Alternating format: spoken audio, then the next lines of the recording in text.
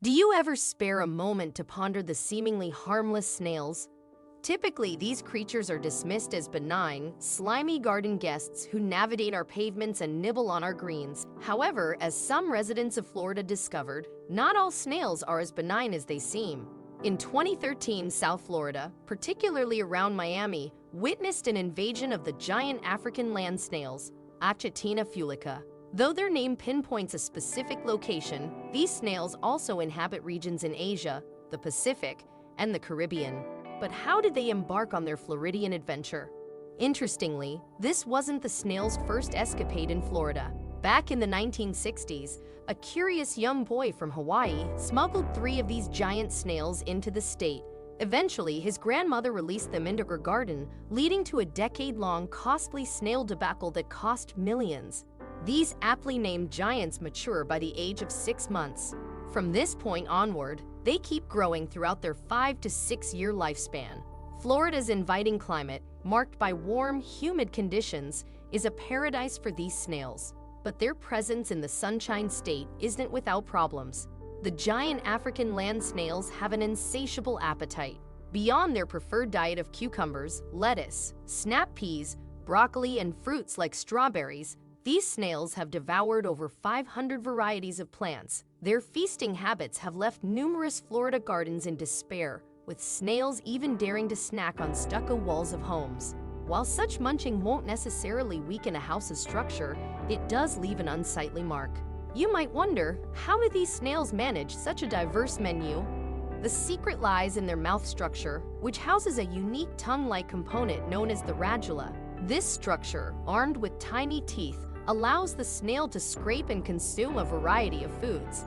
Quite an intriguing, if somewhat unsettling, adaptation. In terms of reproduction, these snails are fascinating.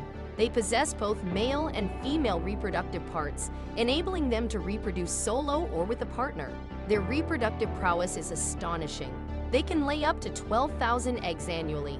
Though snail parents aren't known for their nurturing instincts, imagine caring for 12,000 offspring. About 90% of these eggs hatch, leading to a rapid population growth. When a region is infested with these snails, they are often seen throughout the day, with a particular fondness for the nighttime and post-rain environments. Those living amidst such an infestation can sometimes spot hundreds of these giant gastropods in their gardens, making them a hard-to-ignore presence. It's an unfortunate reality, but the Department of Agriculture has the vital duty to safeguard Florida's agricultural produce. This often involves hunting down and eliminating thousands of these snails, especially in gardens where they've been spotted, gathering samples along the way. Researchers extensively study these sizable snails, driven both by the need to stave off future invasions and a sheer curiosity about their incredible resilience. While the giant African land snails, GALS, might be tenacious survivors, they are not entirely harmless. While they might not sting or bite, they harbor parasites that could lead to meningitis and other diseases in humans. Their defense mechanisms aren't limited to just carrying parasites.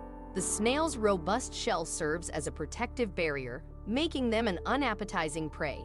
Contrary to gourmet preferences in France, these snails aren't meant to grace dinner plates.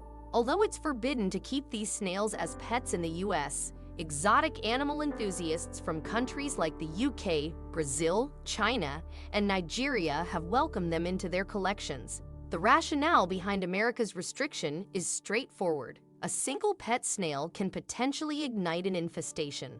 Their primary natural predators, humans. And the idea of grappling with a snail invasion annually isn't particularly appealing. The snail's narrative is tinged with melancholy. Their innate behaviors, driven by the need to nourish their own, unintentionally wreak havoc on our habitats. Yet, the need to guard our crops and ourselves from potential threats means these GALS have to be managed. Half a decade post the latest eruption, the giant snail situation appears to be in check. Most of the regions that were once in quarantine are now recognized as GALS-free. Although the threat of a future invasion lingers, for the time being, it seems like animal control has effectively tackled the issue. They've quite literally nailed it.